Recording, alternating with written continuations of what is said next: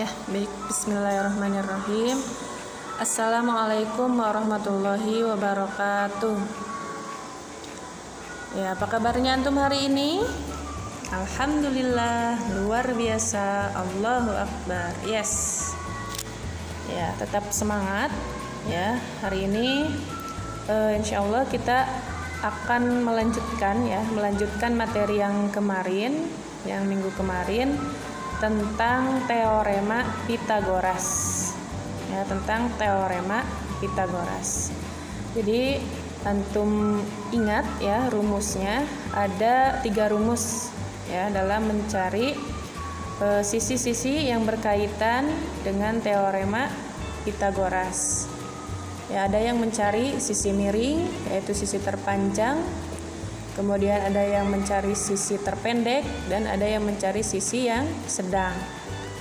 Nah, perlu antum ingat ya, teorema Pythagoras ini berlaku untuk bangun datar yang berbentuk segitiga siku-siku ya, segitiga siku-siku. Nah, adapun bangun datar yang lain, misalkan layang-layang ataupun belah ketupat. Nah, ketika ditarik garis diagonal, nah itu kan akan membentuk segitiga siku-siku juga. Ya, dia garis diagonal dengan sisi-sisi ya yang di pinggirnya pada layang-layang maupun belah ketupat. Nah, itu juga sama berlaku teorema Pythagoras karena ada bentuk segitiga siku-sikunya. Seperti itu. Nah, antum perhatikan contoh yang pertama. Ya, di sana ada sebuah segitiga ya. Sisi terpendeknya 5 cm, kemudian sisi yang sedang 12 cm, kemudian sisi yang terpanjang ya, sisi miringnya itu yang belum diketahui ya, yang ditanyakan. Nah, di sana tuliskan C ya, bisa C atau X atau P, Q, bebas ya. Yang jelas sisi tersebut adalah sisi yang belum diketahui panjangnya berapa senti, makanya kita harus menghitungnya. Nah, caranya tulis dulu ya rumusnya.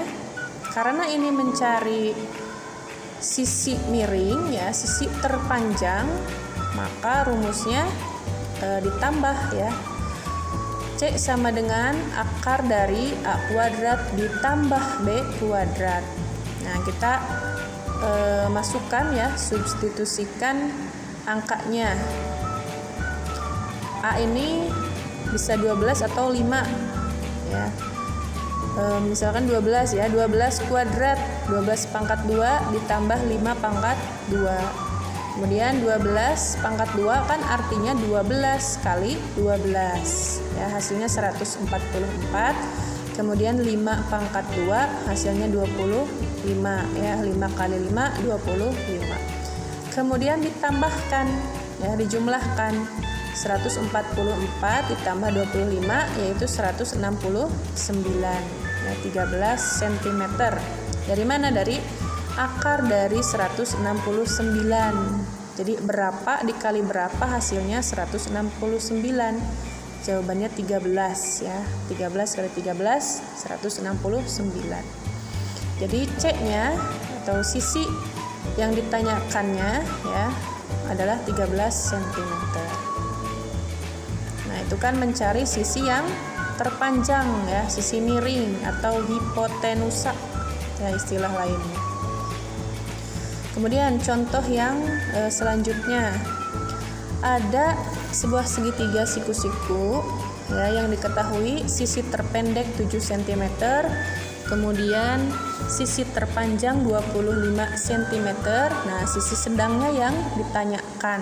Nah, maka ini berarti dikurang ya, karena bukan sisi terpanjang yang ditanyakan. Nah, selain sisi yang terpanjang yang ditanyakan berarti itu dikurangi ya rumusnya. B sama dengan akar dari C kuadrat dikurangi A kuadrat ya, C-nya sisi yang terpanjang.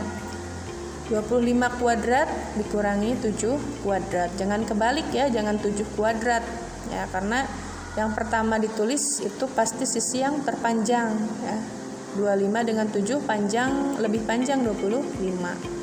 Maka 25 kuadrat dikurangi 7 kuadrat. 25 kali 25 625.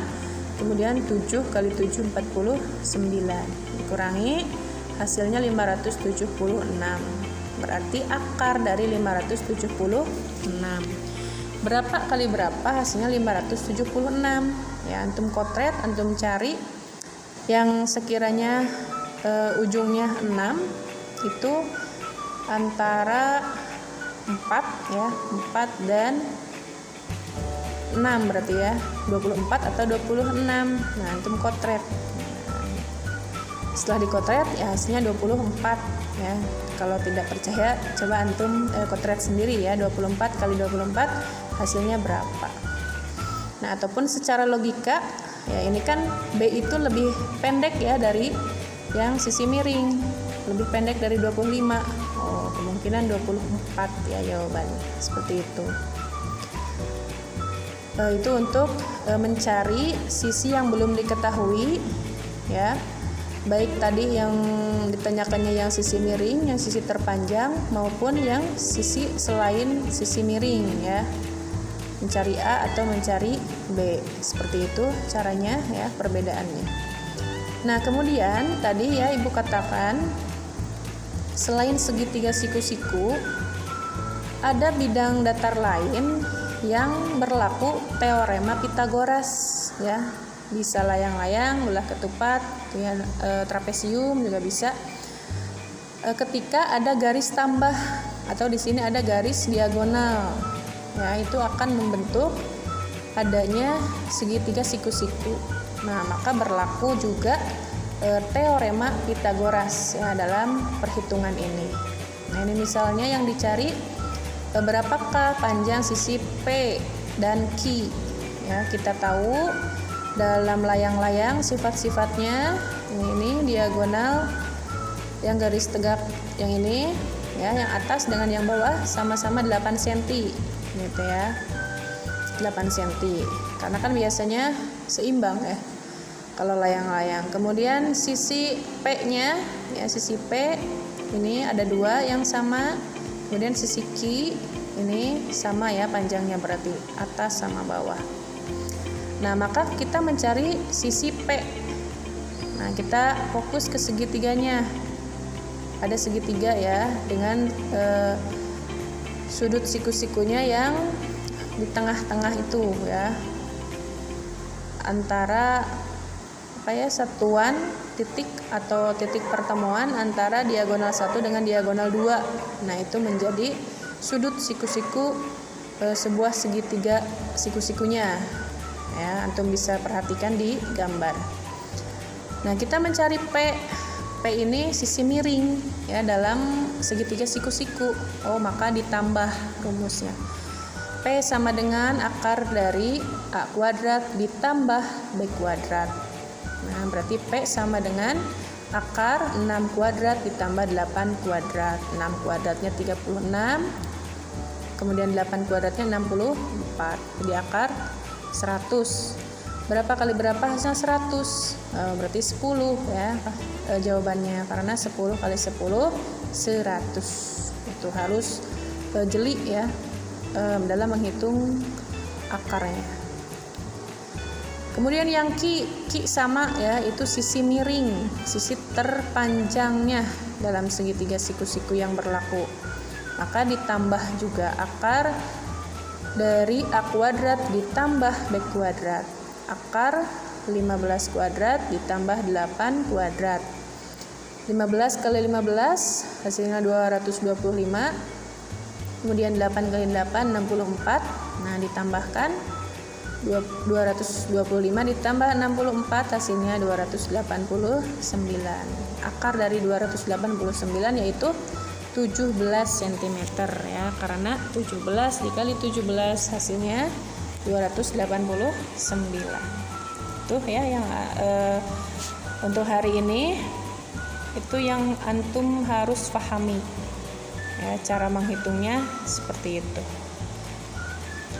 Jadi tetap harus diingat rumus yang kemarin ya tentang teorema Pythagoras.